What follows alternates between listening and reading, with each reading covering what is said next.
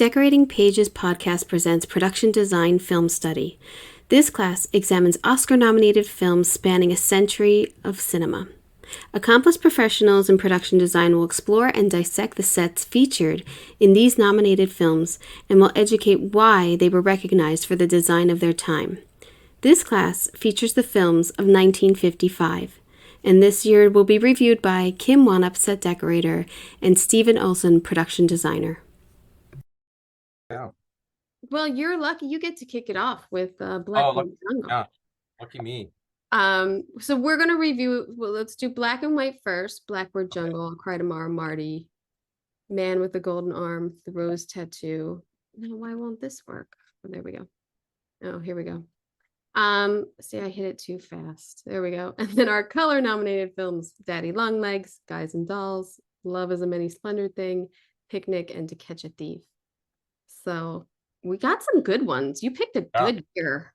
It was good. I need to go back and watch your movies because Daddy Longlegs looks amazing. Daddy Longlegs was good, and I've seen Man with a Golden Arm, but I want to check out Picnic. Yeah, because I will get to it, but there is a screen capture that I am just in love with.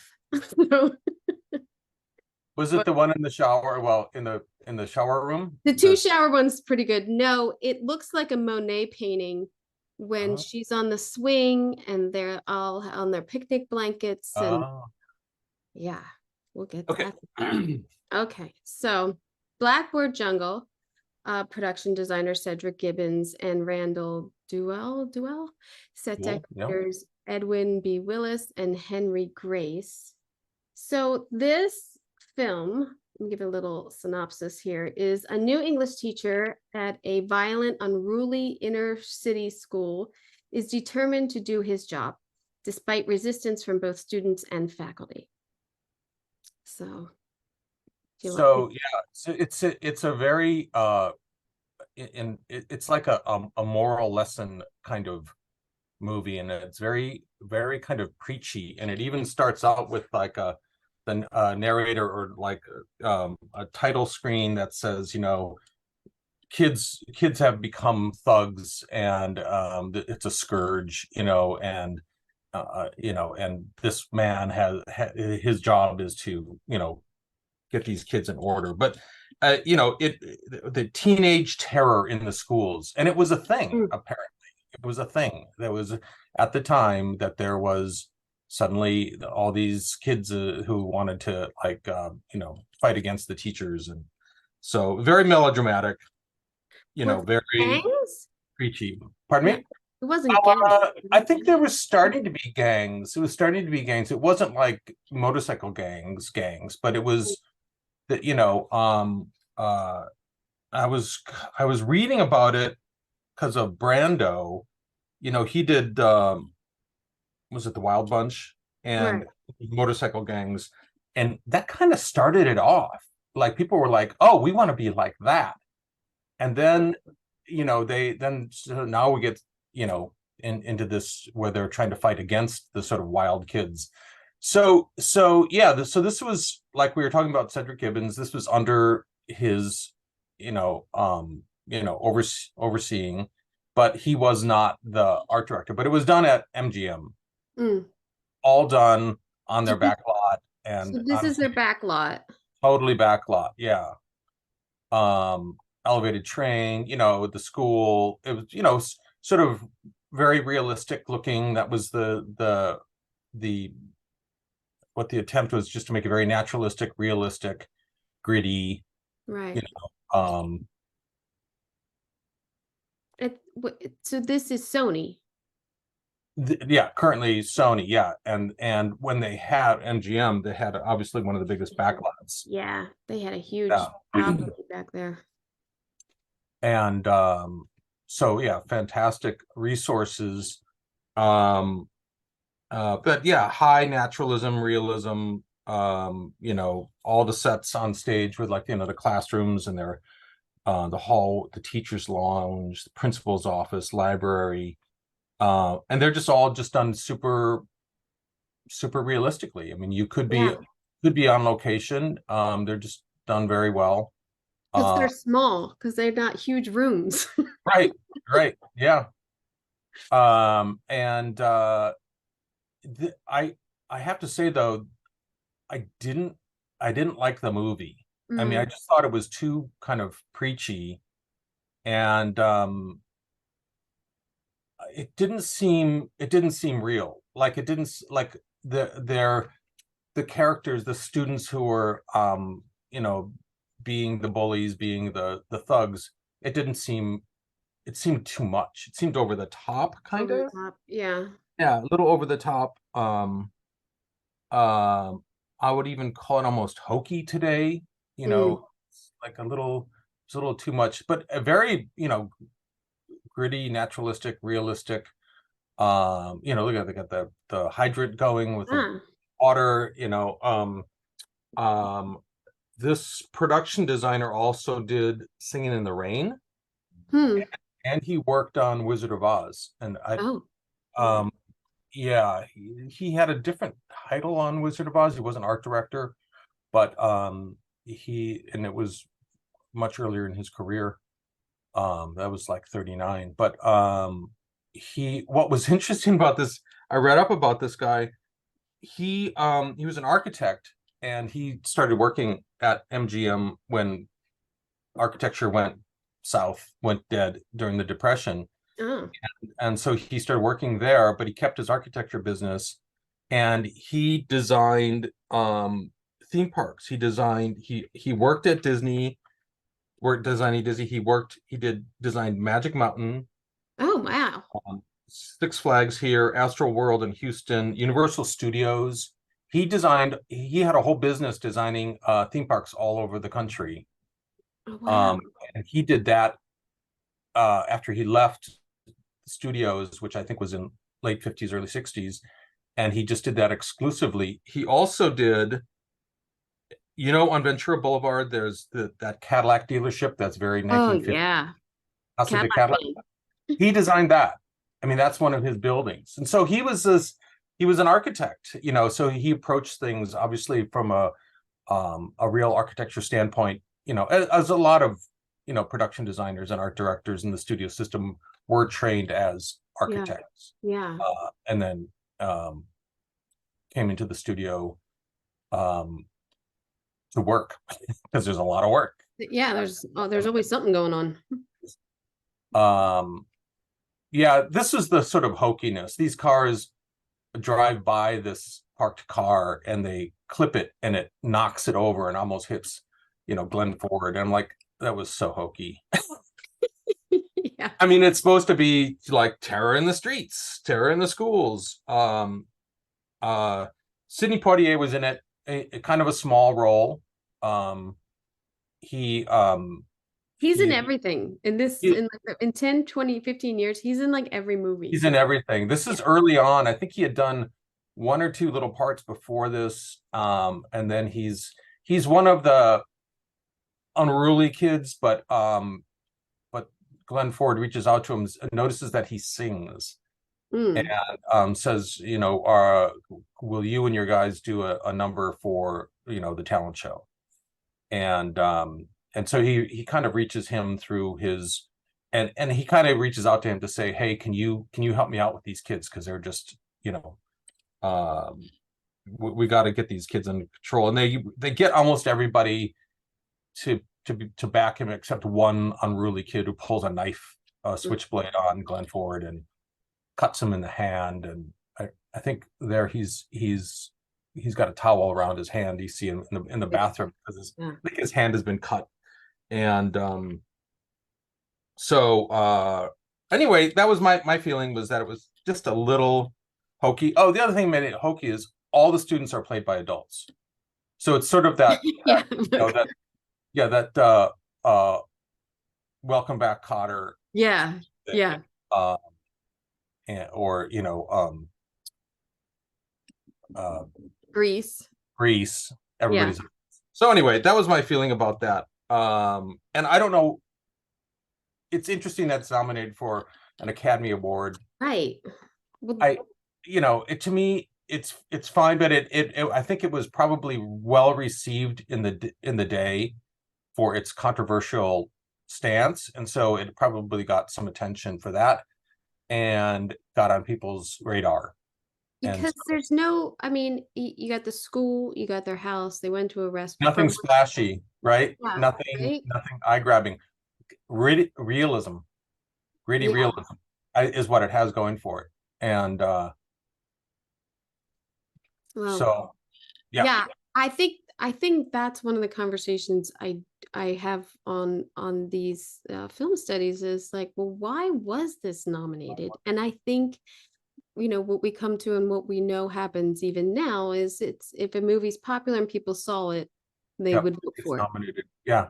And I think that will, you probably see that over and over. Like, well, that's an odd one to be in there. I mean, it was probably really well received and talked about. Oh, and it was the first time they used rock and roll um, music in a movie, and it starts with Rock Around the Clock, from like Happy Days, right, which is also adults playing kids, right, Fonzie. Fonzie. Mm. And so it had that just as in the title sequence. I don't remember if they go back to any rock and roll music, but very preachy to me. Um, Let's see, it had a budget of 1.1 million. So, I mean, that's a decent amount of money for what they got going on there. yeah, I think though there was another movie that cost 5 million. I think Guys and Dolls was a $5 million movie. Yeah. Well, some of them back then, yeah, some of the budgets I've seen, I can't believe that they had that money, but Right. well Oh, then, I probably won't watch that one. I don't know, it doesn't, the sets it's don't yeah, really appeal to me, and I don't know. it's not on my recommend list. Oddly enough, I had it. I mean, Oh, I had the DVD. I'm like, oh, do we have this? And Nancy's like, yeah, we have it. oh, that's funny. Wow, you never know. Sometimes you get that, and some you probably picked it up for research or something. Yeah. Um, well, there's this one, although glitzy, this also gets a little gritty. It's I'll Cry Tomorrow, production designer Cedric Gibbons and Randall Duell, set decorators Aaron B. Willis and Henry Grace. So the same as yours, right? Mhm. Susan Hayward stars as a singer actress Lillian Roth, whose rise to stardom was nearly destroyed by alcoholism. And it's I when I watch, I mean, I could read that, but I don't know what I'm getting into when you watch these films sometimes. And it starts out with this, the mother's taking the little girl to the audition and they're walking through this really dense New York street that's filthy, or like that guy in front's like selling his clocks and everything. And Right. I thought, well, we're starting out. I like this. They don't Lower really East show her Side. Yeah. apartment or yeah.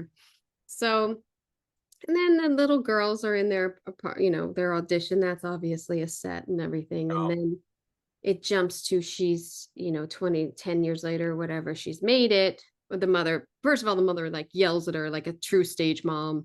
It's a lot of the stage mom syndrome is in this movie and right. why she is the way she is and can never do good. And um, but then we get, the glitzy parts of her performing when she's older and she's a fabulous singer.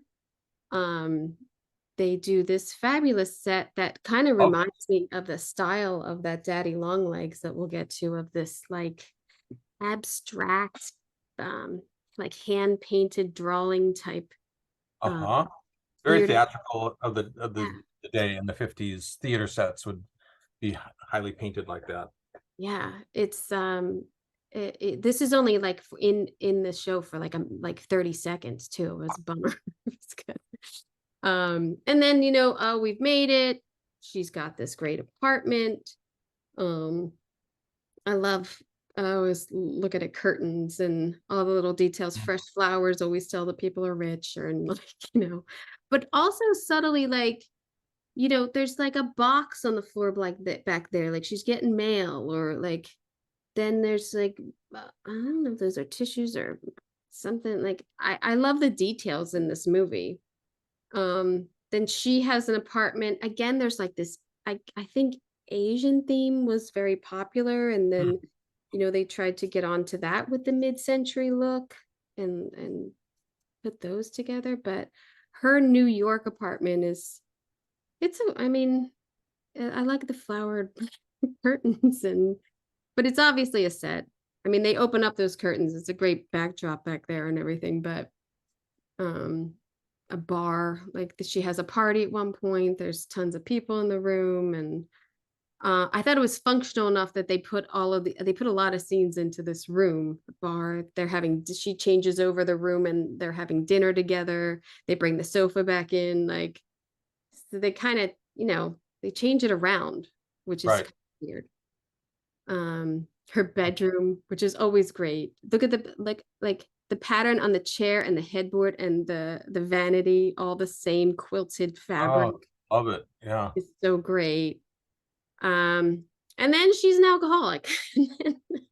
It's really a harsh look at alcoholism, and how you can Ah, throw it all away. And you know, from she gets to like a room for rent where that guy is, and you know, she's selling her body for alcohol. But I love that they showed downtown LA like as a location. I mean, her down there walking the streets, which is probably, what is that, like Mateo down there. It's yeah.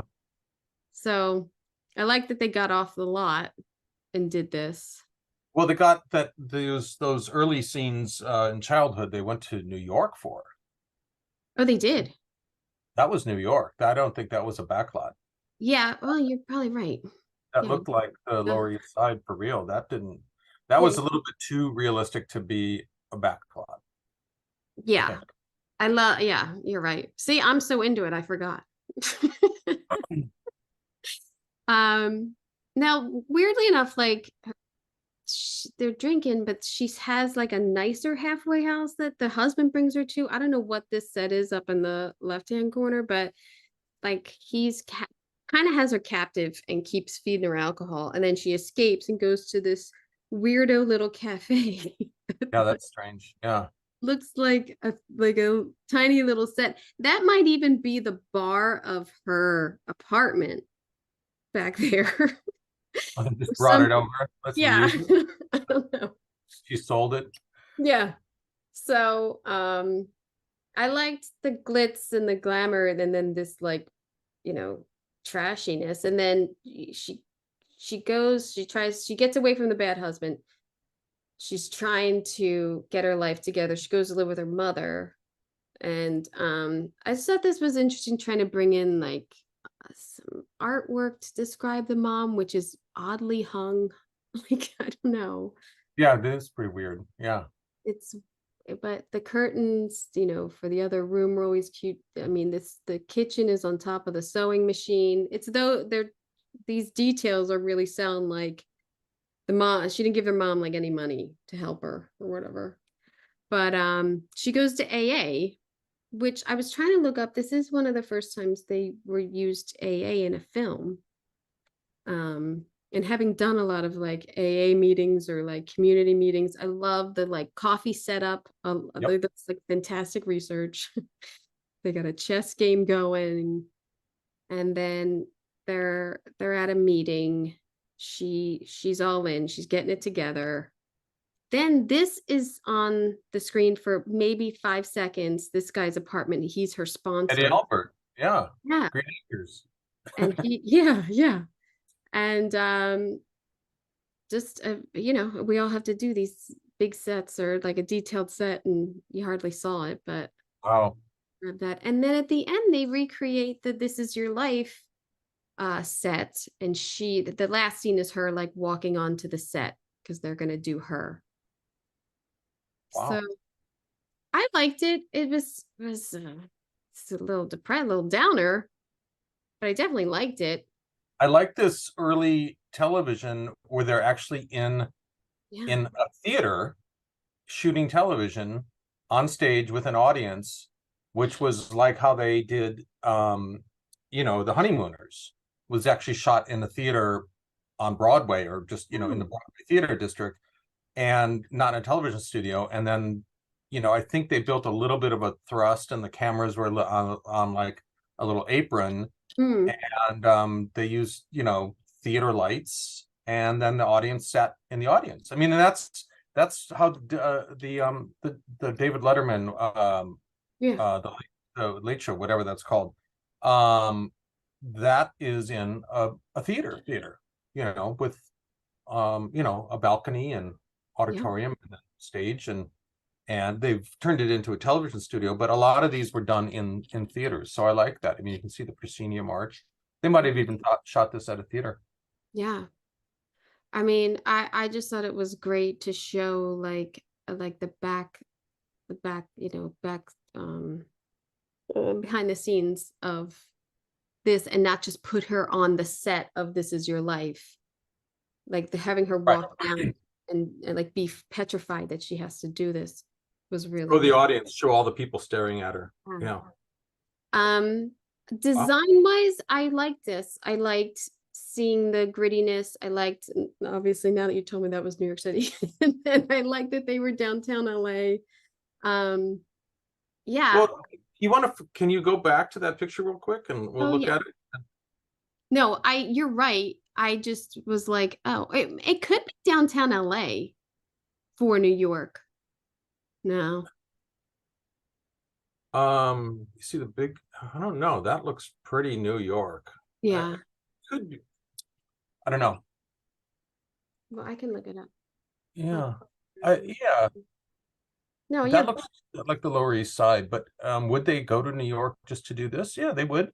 I mean, they flew all over the place in these movies. Oh, you're right. It's 210 West 46th Street, Manhattan. That's West 46th. Wow. Yeah. Interesting. So they were at Paramount. They were downtown.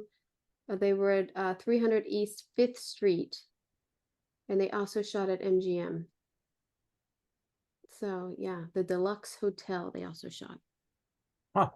Yeah, that is and it's really, maybe 30 seconds on the screen. Wow. It's not a huge. Well, then she takes her into a doorway and almost beats her because she failed at the audition. So maybe it was a little longer. Yeah. But in any case, it wasn't the principal cast. It was the mom and the daughter, and the mom who then they age. So the mom's in it the whole time. Oh, she's in it the whole time. Yeah. But the little girl is she has like this 2 scenes and then she's out. So yeah.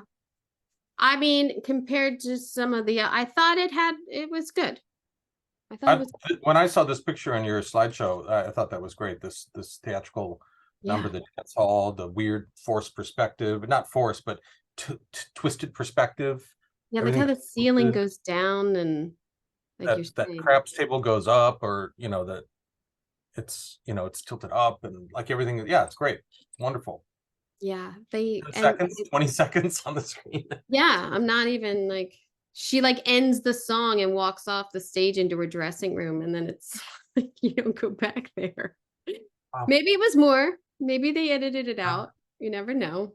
But yeah, I mean, it's a rough story. She blew it, and then she tries to get her life back, and she's having great detail. Great, yeah, realistic detail. Yeah. So yeah. Oh, and then Marty. I have Marty. Yeah. So let's do Marty. Marty is a production designed by Edward S. Hayworth and Walter M. Simmons, and set decorator Robert Priestley. Marty, which I've seen a couple times in my life, a middle-aged butcher and a school teacher who have given up on the idea of love, meet at a dance, and fall for each other. It's such a sweet movie. Oh yeah, I haven't seen it. Oh, it's so endearing, and heard about it, but I've just never seen it. Yeah. MGM. MGM. Yeah, it's an MGM. I would highly recommend it. And in watching it this time, I noticed their use of mirrors in this movie. And the whole thing is he thinks he's too ugly to find someone. He finds someone who's not pretty, and they, hopefully they end up together. So this use of mirrors throughout the movie, which I never picked up on before, I thought was fantastic. That's his butcher shop. They have this great, it's obviously a build of Michael's. I think it's called Michael's little cafe that they go to, and they all hang out there. And it's a diner, but it's a bar.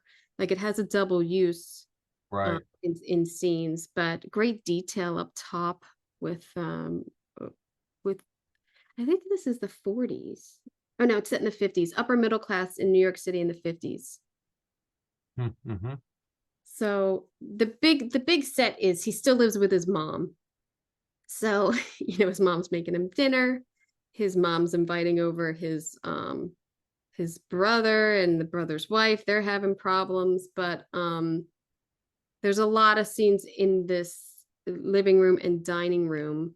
And I just love the deep, like, the chairs and the tablecloth. And then they had nice drapery. Like, I got to show you the exterior of this house makes no sense to me. Maybe you can help me with this, and then they're in the living room, and the lighting is really fantastic in this movie. These little private moments that the characters have, but look how small, look how low the chairs are. Oh Like, yeah. all their knees, look at their knees are like up, like it's crazy. I can't stand that, but maybe Oh, they choose that for a reason, just to make them sit awkwardly, I so don't know. that little, It yeah. drives me insane. There is an aisle at Universal Prop House that I tell my shoppers, or I know I'm not going down that aisle because all of the chairs are too Too small. low, too low.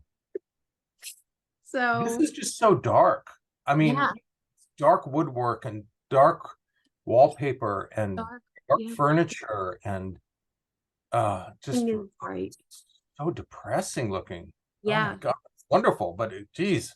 yeah. Uh, So I guess they had a little money. They're upper class, and the dad died, and then he's the youngest, and he stayed home to take care of his mom and took over the butcher shop and everything. So his backstory lends to this, but uh, the kitchen is fantastic with the open shelves and showing some. molding details, just like it's, Look at yeah. even the light switch is been used in dark, and Oh yeah, the little knob. but not overdone, but lived in. And that's what we're all trying to achieve here. Yeah, I mean, heavily lived in. Yeah. They've been there a long they've been there a long time. And then the weirdest thing, he goes upstairs, his bedroom's downstairs. He goes upstairs to do this bathroom scene. You can look into the mom's room. She's in there putting in her robe. But she's doing her, it's weird. It's like it almost looks like it's a hallway because the door that's shut behind her when she's combing her hair Yeah. is the door that he's coming in on the left. Do you see? Like, Oh, it's it's weird. It's like there's two doors into this bathroom. I don't know. I couldn't figure it out. that's weird. Yeah, I mean, it's a bathroom that is like is it a Jack and Jill? Is it a bathroom that accesses from both?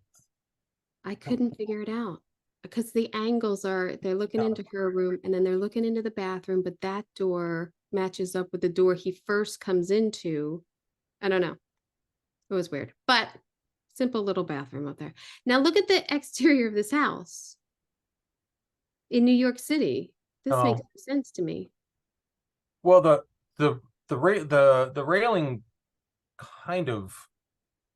I mean, I don't know where it is anymore. I mean, they're probably all torn down. Those neighborhoods are. And is it New York City or is it Queens? No, I believe he's in New York City.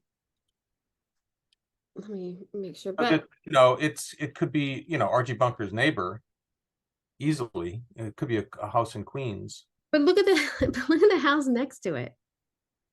Yeah. the windows and everything, it just threw me Looks off. suburban. It looks kind of suburban. Yeah. Yeah. It's I what don't they know. had in the back lot. Yeah, I think it's like, oh, let's just make this work. And we'll put this iron railing out front and make it look a little bit more New Yorky. They shot a lot in the Bronx This and could be Bronx. and New York City. I mean, it obviously doesn't look like that now, and it didn't look like that, in the 80s when I lived there. So, It but didn't. areas, I mean, could very easily be Yeah, that out of the city out of the proper. city. Yeah. Yeah.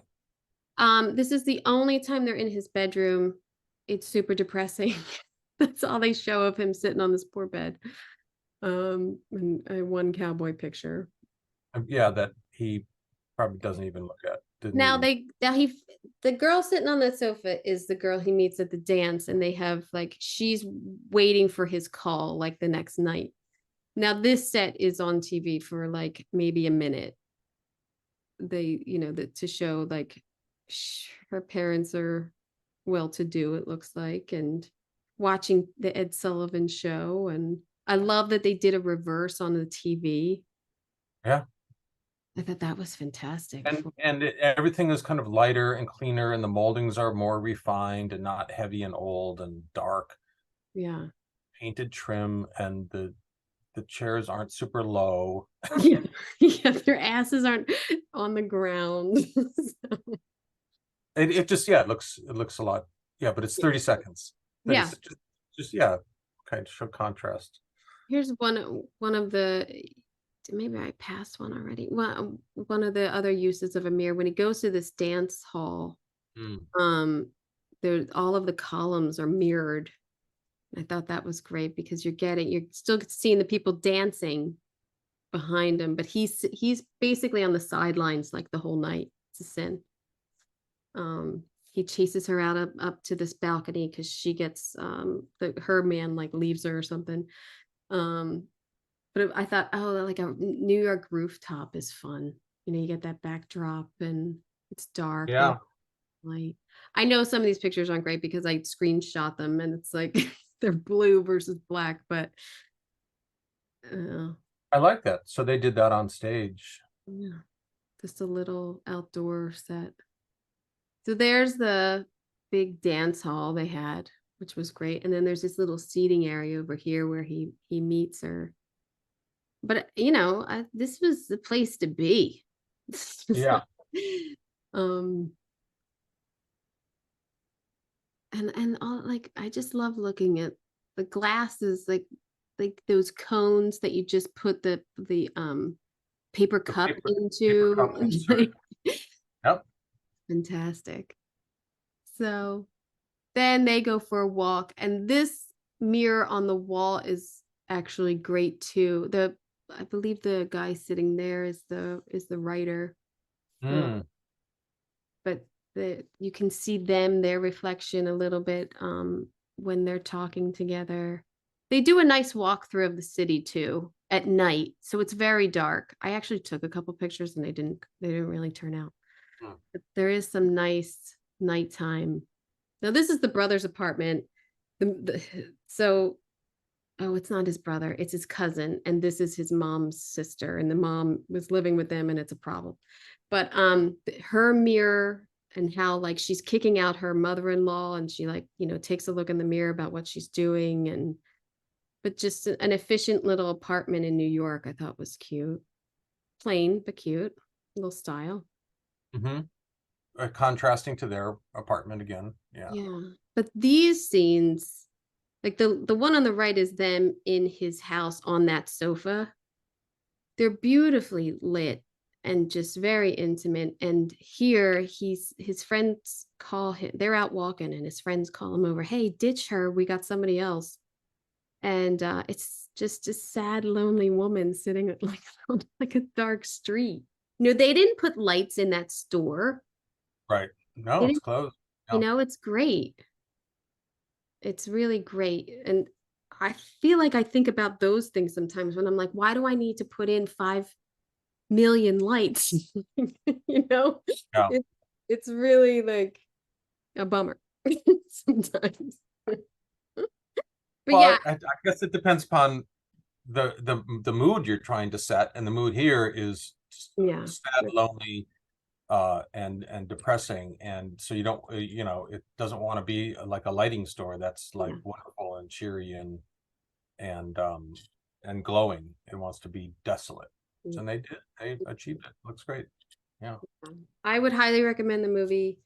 It's short. It's like an hour and a half, hour and 20 or something. It's good. Ernest Borgnine is really good in it. Won him an Oscar, didn't it? Yeah, he was best. It was best Oscar for Yeah. him. Um, the only time in film history that the producers spent more on a film's award campaign, 400,000, than they did making the movie for 343,000. So it only cost 340,000 to make, but it generated 3 million in domestic box office. First Best Picture winner to have been based on a TV program, and they shot it in 16 days and 3 days of reshoots. Wow. Little film, Little film. Yeah. Yeah. No, it's good. It's a good one. Yeah. Oh, this is a good one. Yeah. Yeah. Man with Golden Arm, Frank Sinatra. I think there was one of the things I read about this is a lot of actors wanted this part. Mm. And I think they offered it up to Marlon Brando and Frank Sinatra at the same time, and he got his agent to respond first, so he got it. But I think Brando really wanted it. Uh, this was another bleak show. These black and white movies are really bleak. I know. We're down and dirty. So. Yeah. Well, let me. Kim Novak. She's in a couple of these. She's in Picnic too. Production designer Joseph C. Wright, set decorator Daryl Sylvia, and it's a junkie must face his true self to kick his drug addiction. I mean, Yeah. this is 1955. This is like, Yeah. And it's all shot. It's like very kind of claustrophobic. They're telling this little story. And it's all the exterior scenes are on the back lot. Mm. And so it's all back lot, or this is on, go back to that shot. We're on stage. So the exterior street scenes are all built on a stage, not even in the back lot. So it's well, they must have done that, I'm assuming, because there was a lot of scenes here and they didn't want to deal with weather or night and day. A lot of scenes take place in this little sort of claustrophobic little section of town where there's the liquor there's the bar that they hang out at, there's the little apartment where his dealer is, or his heroin dealer, where he goes for his fix. There's his apartment building. He lives on upper floor with his wife, who is in a wheelchair. And yeah, so it was hard to find shots of this film, I must say. Yeah, so she's in a wheelchair, and so he's been away in rehab. He went to rehab for his heroin addiction. And I think they were in a car accident, which is why she's paralyzed, and it was his fault or something. And she's very controlling. He's actually in love with the Kim Novak character, Molly, who lives downstairs. And his wife knows it, but he's not acting on it because he can't do anything to hurt to his wife. He would kill her if I left her for you. And so he's trying to not get back on drugs. And he in rehab, he's learned how to play drums. And so now his dream is to get hired by a big band and tour and play drums and be on TV with a big band. And he's pretty good. But he's got all these like loser friends. you know, because there's the first thing he does is he goes back into the bar that he used to hang out with, and all these loser friends and the heroin dealers and the alcoholics and everything. He just goes right back in, and he goes, no, I'm fine. You know, I'm not gonna fall back on the stuff. And it doesn't take long. Right. He gets his sort of this little Weasley guy at the bottom, I forget this guy's name, gets him he says, I'll get you a good suit for your audition. And he goes and he steals a suit. Right, he steals a suit from the department store, and he puts it on to go for his interview, and the cops arrest him for, you know, stolen. They throw him into jail, and while he's in jail, there's a strung out junkie who goes crazy bananas, and he realizes that he really hasn't kicked it. He needs a fix, and he ends up getting back on heroin. And, you know, he's got his audition, and the guy at the audition says, one thing I can't, you know, I know that you just got out of rehab, and I can't hire, I don't want to hire you if you're going to be a junkie, because I don't do that. I don't hire, because junkies are always going to let me down. Right. And he's like, no, I'm fine. The other thing he does is he's a poker dealer, and he is a dealer in a you know, underground, you know, illegal gambling situation.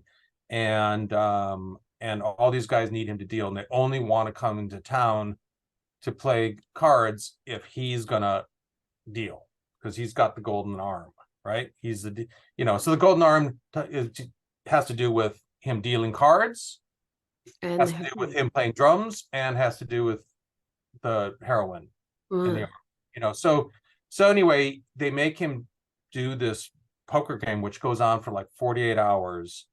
And he's strung out. The dealer won't, the heroin dealer is making him be the poker dealer to get his drugs. And he ends up going to his audition the next morning totally strung out, having not slept in 48 hours and having done heroin, and he can't play the drums, and he doesn't get the gig. And then it turns out his wife isn't paralyzed. She's faking it.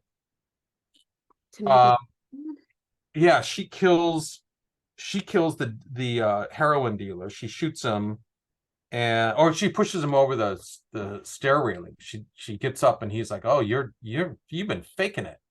And she pushes him over the stair railing. He falls to his death.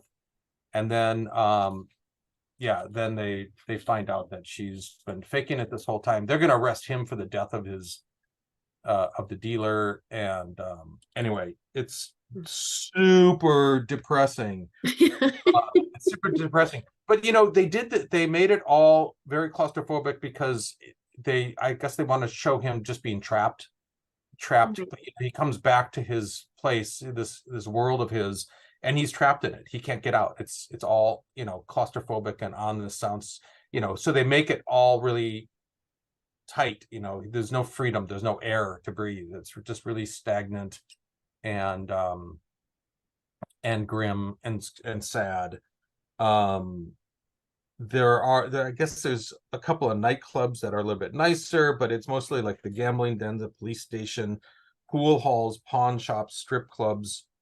It's I think Kim Novak works in a club that it's not really a strip club. At the time it would have been where they like, it's not vaudeville. It's a strip club, but I don't think it's complete nudie strip club. It's just, you know, they dance, and they probably you know, have drinks with gentlemen, and, you know, wherever they do that.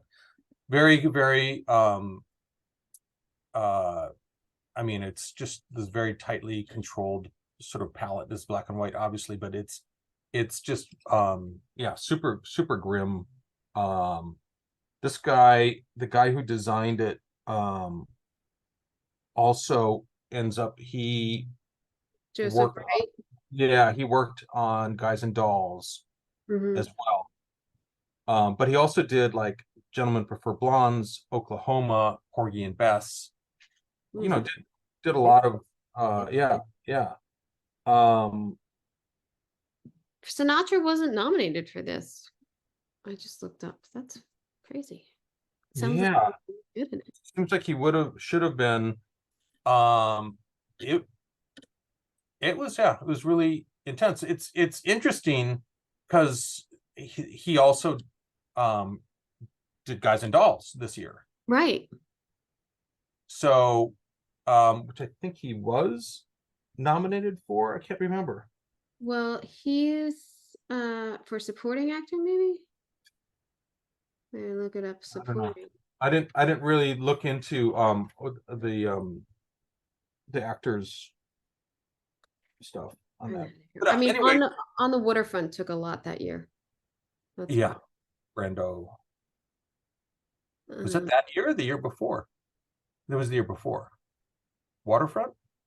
Oh, sorry. I'm on the wrong, That was just the year before. I'm on the wrong year. Brenda did on the waterfront. Yeah. And Ernest Borgnine won that year. I'm sorry, Frank Sinatra was nominated that year. for this. Yeah. Yeah. Supporting. No. Actor supporting. No, he wasn't up for supporting for Guys and Dolls, but yeah. I must have watched this and not finished it because I don't remember her being able to walk. So maybe I got to go back and watch It's that. like a last scene. It's like the very ending. She gets up out of the wheelchair and they look at her, and the look on her face is like, I'm caught. How did I do? And then I think I won't tell you, because if you're going to watch the end of it, if you're going to watch it through, I won't tell you quite how it ends, but it's Don't tell me because I think I will watch this. super dramatic and yeah, melodramatic, kind of noir-ish, but not, not doesn't have that detective thing. I want to hear about this. I never heard of this movie. Production designer Hal Perina and Tam B. Larson, set decorators Samuel L. Comer and Arthur Krams. I had never heard of this movie. A Sicilian seamstress who idolizes her husband must deal with several family crises upon his sudden death. It's So a very famous Tennessee Williams play, but yes, yeah. I learned, and did they use his house? It was a Broadway play in 1951. It also won Best Cinematography, Black and White, Best Actress in the Leading Role. It was shot in Key West, Florida, and at Paramount Studios. This actress was very big in Italy at the time. And I believe it was like they waited for her. Like they kept trying to cast it, but they waited for her. And this house was in Key West, and it's down the street from Tennessee Williams' house. Oh, He still has there. It's funny because it's like, oh, there's a lot of palm trees. Like they shot some on location, and then there's not. It goes back and forth a little bit, but can you oh yeah, pause just for a second? I have an issue. I gotta go deal with a dog. Sorry, hold on. no problem.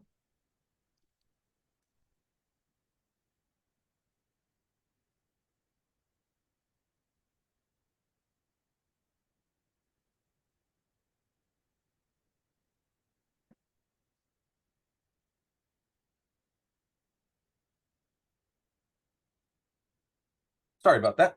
No, I know. I had to kick my dog out because sometimes he starts itching and he can't. He's pretty good, but he's itching. Um, I I kind of liked the movie, I would say, but there was a very dense small scene in this grocery store, and it cracks me up. Like, look how many cans of soup there are. It's crazy. It's but this is the husband still alive. She's going to make dinner for him. Everything's going great. And then he's actually smuggling drugs or something. And she's like the town seamstress. So this woman comes to her late at night and she said, I have this beautiful silk shirt. silk material. I want you to make my lover a shirt, but I need it by the morning. And she's like, look, I'm tired. My husband's sleeping. You got to leave. And so, no, no, no, please do this for me. And the husband sees that this woman's in the living room, and he like jumps out the window or back door to like get out because it's his girlfriend. And he thinks like, oh, she's coming to tell my wife. And he gets in his truck and he drives off the road. And then the cops come and they find that he was like smuggling stuff in his bananas or something. But so he dies. So she's got a daughter, the girl in the window. The house obviously is a set, but is so jam-packed with gems. Like, look at this lampshade. A lampshade, yeah. The lampshade, and then very Italian Catholic, there's like the Jesus photo in the background, Jesus on the mountain. There's a ton of statues, and they have this beautifully like the raised tin in the kitchen, that when she's leaning against that wall. Uh-huh. It's, yeah, and then in the kitchen you can see on the left hand too. It's beautifully like just I want to know what color it was. Like, is it copper? Right. Yeah. Well, yeah, it's tin, or it's the embossed paper, anaglypta paper. Oh It, yeah. but it does look like it's tin in the kitchen. Yeah. Yeah. So Wow. yeah. And then look at this. Another Jesus. She's got the statues. Um, the bedroom, all it's so tight in that bedroom, but like you get it that she is just packing it with every fabric she can find and making curtains and the bedspread and then the pillows on the seat and like the doily over the Yeah. piano and And it's the doily over the bedside table, the knitted yeah. cover. Yeah. It's chock full, but not overdone. You know, these aren't like she's look, she's got a statue with like one candle, but it still reads as Yeah. it's important Wow. little setup for her. She's got this side room where she's the seamstress and all these mirrors and full-length mirrors and mannequins and dress patterns I thought were great. And then this is funny. So obviously this is their front door. The one scene, there's a big palm tree, and then the other scene, it's like there's like another house across the street. Huh. We Yeah. angle? I don't know. It's I don't know. I don't know. It happens more than once. I think I think the bottom one is on stage and the top one is the location. Oh. That's my guess. But yeah, chock full. So, and then they've got this backyard that is so overgrown. And they have like goats running around and I don't know. I mean, the greensman had some prep time for this because Oh there God. was a lot Check going out that on. bottom picture, man. Yeah. That's This old, fence going to the neighbor's backyard. She's like, oh, my goat got loose. And Burt Lancaster comes over, gets the goat. So I forget now where she meets Burt Lancaster. Oh, she meets him at the fair. We'll get to that. These are other little swing sets. They had also a casino. She's confronting the girlfriend in the bottom picture. But then Burt Lancaster goes and gets a rose tattoo like the husband had. Burt Lancaster is the biggest dork in this movie. really. He's such a doofus. It's weird. It's like uncomfortable. He's goes and gets this gigantic rose tattoo on his chest. And he only met her like one day. And he's trying to like impress her. It's crazy. They meet at this fair up top, which was really, jam-packed with people. They have bingo, they got a little food stands, these string lights, which it's all daytime, so but yeah. And then I just like the lighting in this bottom scene. That's the daughter playing piano down there, and this boy who's falling in love with her is coming to talk to her. Just this empty room somewhere on location, I'm sure, Key West. Beautiful scenes, dark scenes. The one, both of them, but the one on the right, it's all dark, like there's no light. It's just that pattern through the trees, and they're just on like a staircase or outdoor staircase. It's fantastic. Um, the light coming in on both sides. They got windows on both sides. It looks realistic on the set on the left. Yeah. And I just thought it was beautiful. Great. It's a Did one for really, cinematography? yes, it Yeah. did. Um, Production designer Hal Perrin won 23 Oscars, having won only one for, oh, he was nominated for 23 Oscars. He only ever won for the Rose Tattoo. Interesting. Well, he was a head of studio, head of the art department. Because Right. it lists two designers. Two designers, yeah. And the Henry decorator, Larson. Yeah. Sam Comer, did 326 films, Vertigo, Catch a Thief, Sunset Yeah. Boulevard included. But Arthur Krams would Also, have been the decorator who did it. Sam Comer is also, I believe, the head of the department. Because these guys were also on To Catch a Thief. right.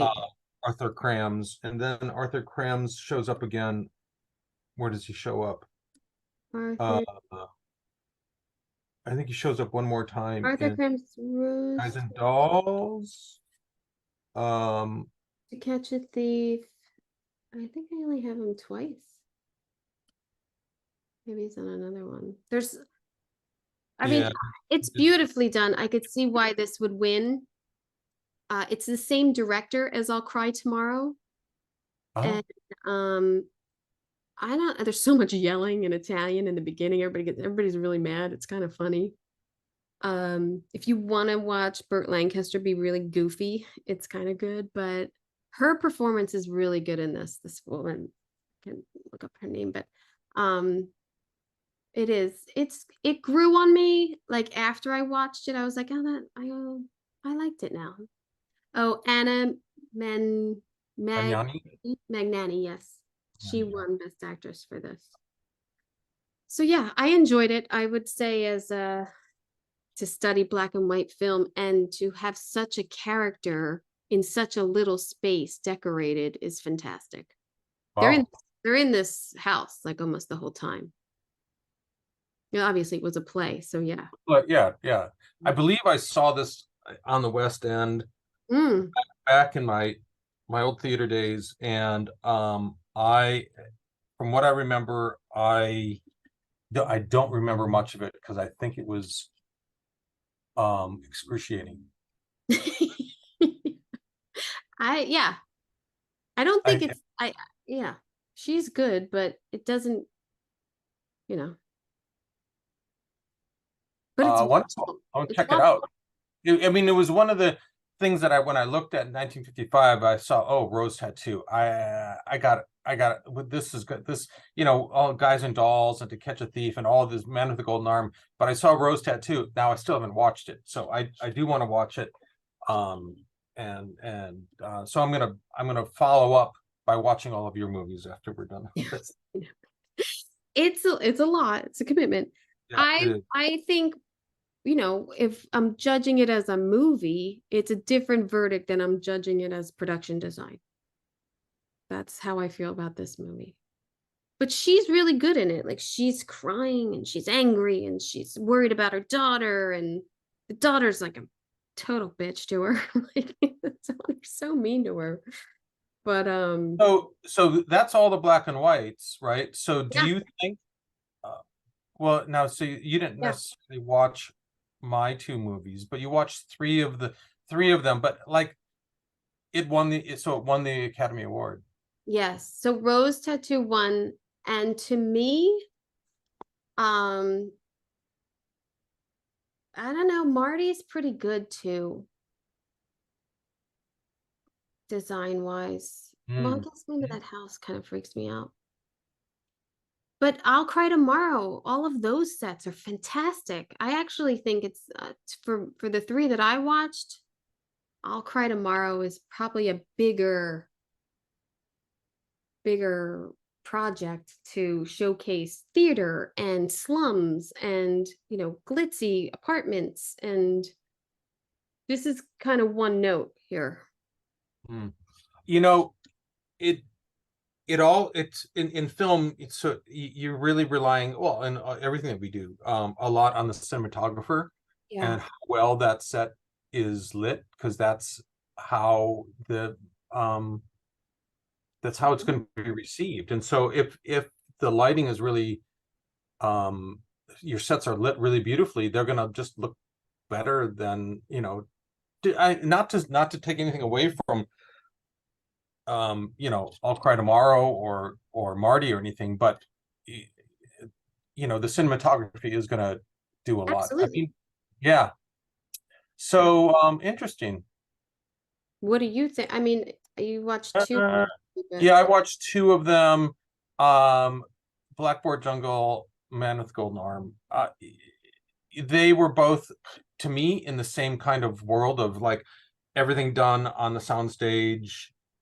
The sort of all the exteriors were done on the soundstage. Not that they're not realistic. It was the convention at the time. It was before a lot of going out on location to save money. They were these movies that the studios churned out.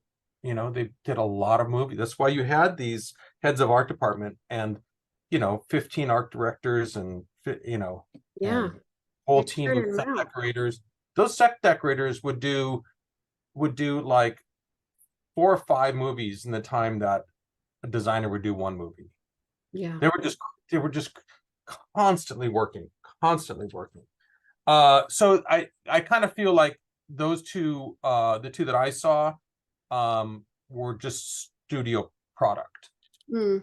That they weren't necessarily inspired. They were just kind of gritty naturalism, realism. They didn't have that added layer like Rose Tattoo would have. There's a whole kind of dramatic, poetic, Yeah. emotional feeling in the the decor. So yeah, who knows if I'll take a look at all I Cry Tomorrow. It looked amazing. It Yeah. really did. I think it just had a bigger scope of sets to showcase that would be eligible for an Oscar. I mean, I think this is really good too. And like you said, it's lit really beautifully. And so is Marty. Yeah, right. And I really love going back and watching these black and white films and getting so much emotion from the lighting. So much, even though it's black and white, there's just so much there. I love it. So yeah, I think I would say I'll Cry Tomorrow out of these Mm. would win for what I would vote for. You're going to petition them to change it. I'm gonna start up my own petition for 1955. It is interesting because the people voting at the time had different tastes. Obviously, our tastes have changed over the last 60 years, Yeah. 70 years. These movies are almost 70 years old.